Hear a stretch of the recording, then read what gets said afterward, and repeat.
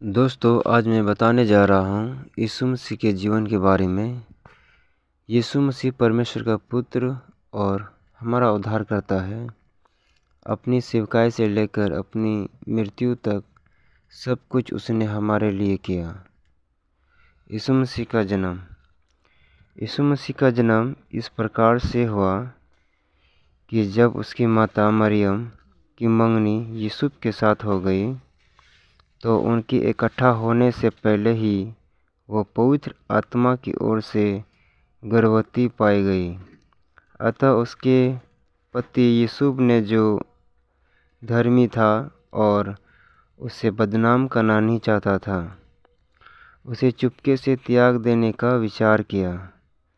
जब वो इन बातों के सोच ही में था, तो प्रभु का स्वर्गदूत उसे स्वप्न में दिखाई देकर कहने लगा, है यूसुफ, दाऊद की संतान, तू अपनी पत्नी मरियम को अपने यहाँ ले आने से मत डर, क्योंकि जो उसके गर्भ में है वो पवित्र आत्मा की ओर से है। वो पुत्र जनेगी और तू उसका नाम यीशु रखना, क्योंकि वो अपने लोगों का उनके पापों से उद्धार करेगा। यह सब इसलिए हुआ कि जो वचन प्रभु ने भविष्यद्वक्ताओं के द्वारा कहा था वो पूरा हो। देखो, एक कुंवारी गर्भवती होगी और एक पुत्र जनेगी और उसका नाम इम्मानुएल रखा जाएगा, जिसका अर्थ है परमेश्वर हमारे साथ।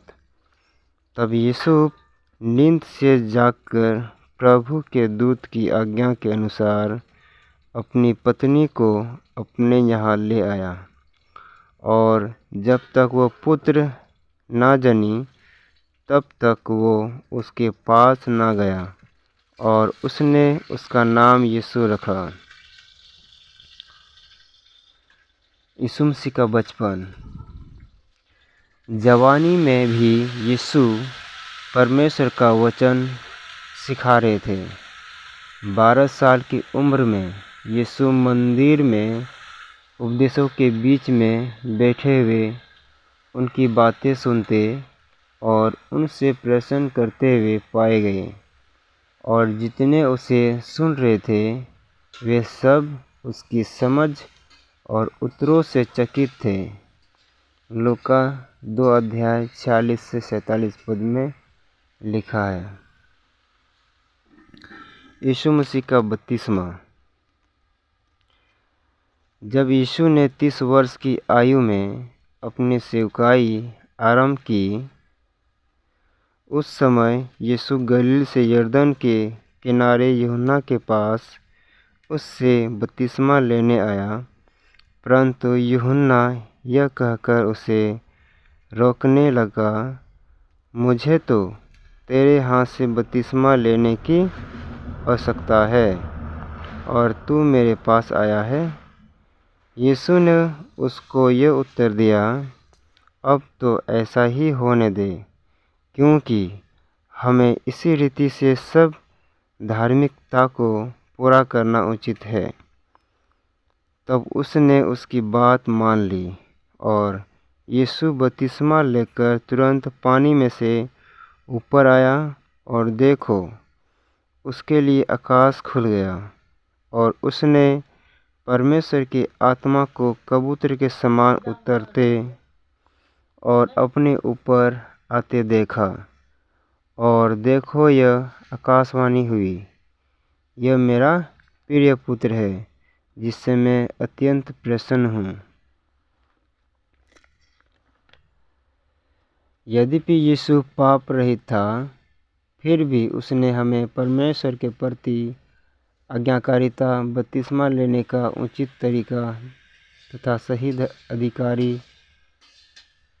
द्वारा बपतिस्मा लेने के महत्व को सिखाने के लिए बपतिस्मा लिया। यीशु के डुबकी द्वारा बपतिस्मा के बाद परमेश्वर ने घोषणा की, यह मेरा प्रिय पुत्र है, जिससे मैं अत्यंत प्रसन्न हूँ। मत्ती 3 अध्याय 17 पद में लिखा है। मंत्रालय और चमत्कार। यीशु ने बीमारियों को चंगा किया, अंधों को दृष्टि दी और यहाँ तक कि मरे हुओं को भी जिंदा किया। सबसे महत्वपूर्ण बात यह है कि उसने लोगों को उनके पापों के लिए माफ़ कर दिया।